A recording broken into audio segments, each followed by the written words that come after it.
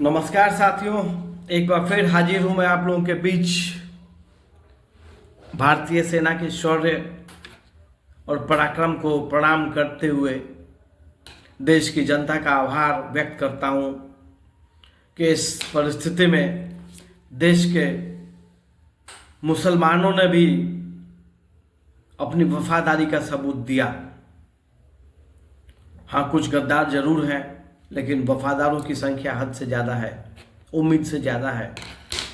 पाकिस्तान ने ये अटैक और ये सारा ड्रामा इसलिए किया था कि हम हिंदू और मुसलमान आपस में लड़ जाएं, लेकिन ऐसा नहीं है। देश के मुसलमानों ने सही समय पर सही जवाब दिया है, माकूल जवाब दिया है।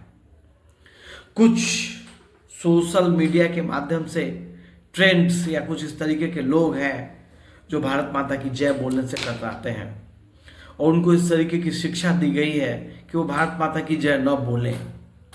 खैर, ये गलत शिक्षा का असर है।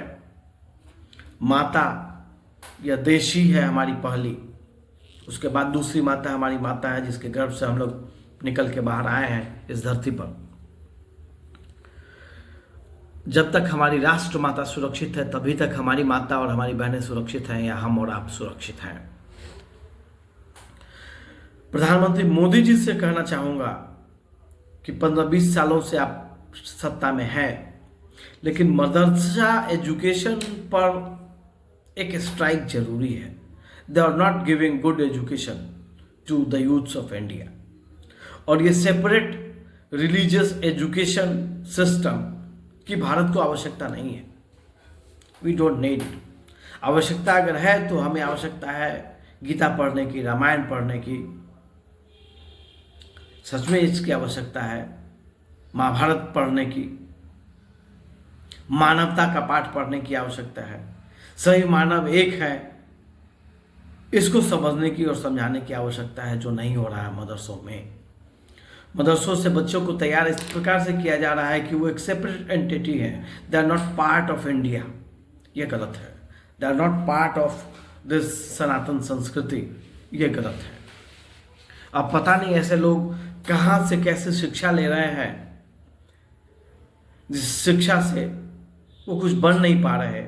न उनको प्रधानमंत्री की कौन प्रधानमंत्री ये मालूम है, न राष्ट्रपति के बारे में जानकारी है, न चीफ मिनिस्टर के बारे में जानकारी है, न आस पड़ोस की जानकारी है। तो ऐसे मदरसों को चलाने से मतलब क्या रहता है? तो फिर ये स्कूल हमने इतना जो खोला है वो किस लिए खोला है? मेरी समझ में यह नहीं आता। और धर्म की शिक्षा के लिए तो मैच्योरिटी का होना आवश्यक है भाई। एक बच्चे को धर्म के बारे में क्या पता और क्या समझ?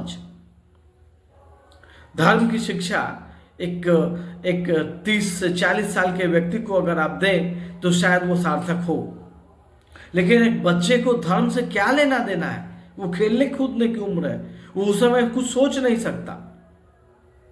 और धर्म तो खुद से खोजने की चीज है। इसके लिए किसी स्कूल की आवश्यकता नहीं है। ये देश में चल क्या रहा है?